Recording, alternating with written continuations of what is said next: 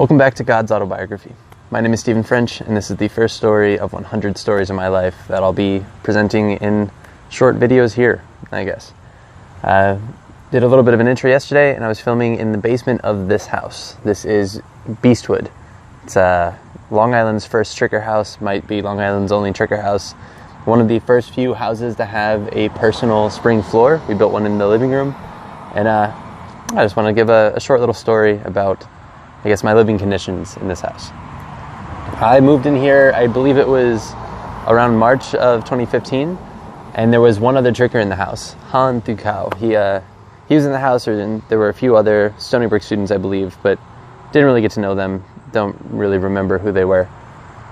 Soon after, I think it was Neil that moved in, Neil Toussaint, had a trick strung. Then it was, I believe, Sean Cope, kid I'm going to be staying with in Arizona for a little while.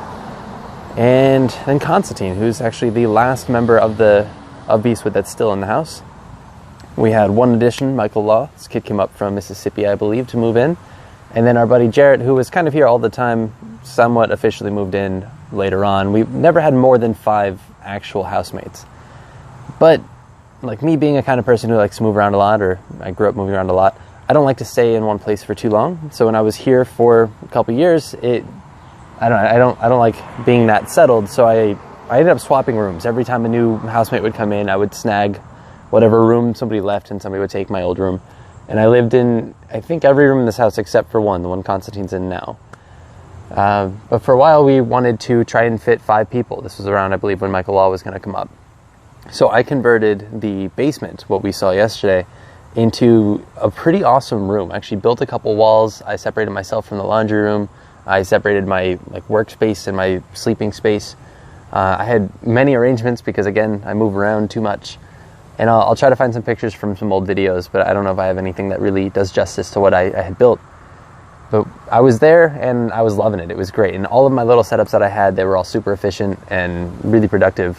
I was able to work out and train my martial arts in there. I was able to do my gaming and my live streams and my game jams in my little studio space. It was tight. I missed that space more than most. But we had a pretty heavy winter, and I decided it would be a good idea. It seems unrelated, I guess, but it all comes back.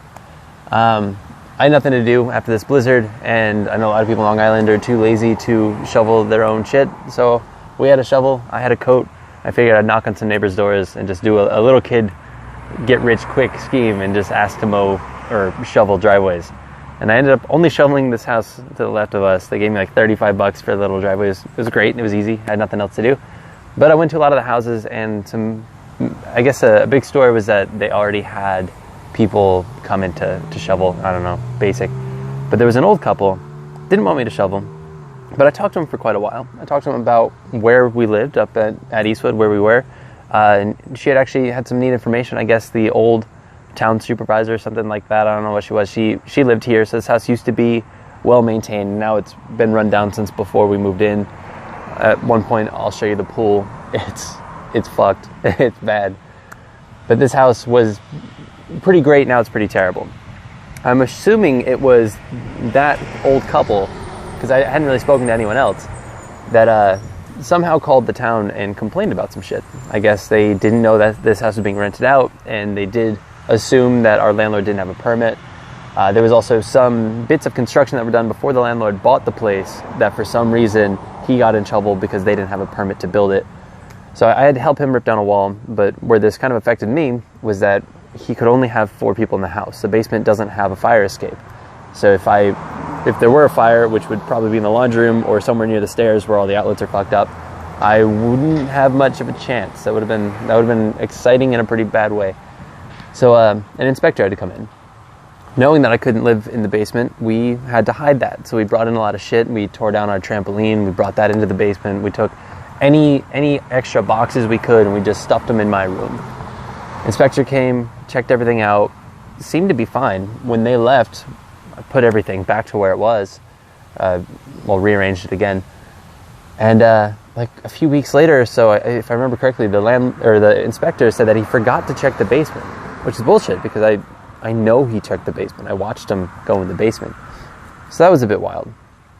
So they had to come back. So I had to hide everything again. And this happened for the last 4 or 6 months that I was living in Beastwood, in the basement. It just kept having to get worse. Like, it didn't look enough like nobody lived there, so we had to make it worse. And I ended up having this little narrow space that I could walk through. Many of my walls had been taken down, and I had a little futon mattress on the floor and a desk that I could set up my computer on. And I was there for, again, like the latter 4 months of living here. It was pretty awful, but it worked. We got to pay, like, Ray gave me some money off on rent because I was living in a storage unit. I don't know. It was pretty fucked. I wish I had some more pictures, and maybe I don't think I have any good ones from when it was at its worst, but I was still livable. But I can find the mattress down there. I might post a little picture of what the setup was somewhat like. Probably won't. That's all right. But yeah, that's a quick little story about Beastwood, or namely my living conditions in Beastwood. I don't know what I'm going to talk about tomorrow, but we'll figure that out tomorrow. This was God's Autobiography. I will have a hard time saying this forever. This is God's Autobiography. Thank you for watching.